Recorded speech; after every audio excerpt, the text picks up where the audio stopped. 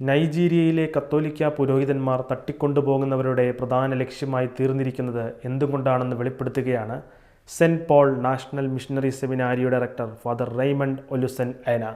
ഒരു കത്തോലിക്ക പുരോഹിതനെ തട്ടിക്കൊണ്ടുപോയാൽ മോചനദ്രവ്യമായി വലിയ തുക നൽകുകയല്ലാതെ സഭയ്ക്ക് മറ്റൊരു മാർഗവുമില്ലെന്ന് തട്ടിക്കൊണ്ടുപോയവർ വിശ്വസിക്കുന്നതായി അദ്ദേഹം പറയുന്നു. നൈജീരിയയിൽ അക്രമികൾ ലക്ഷ്യമിടുന്നതിന് നിരവധി ഘടകങ്ങളുണ്ടാകാം.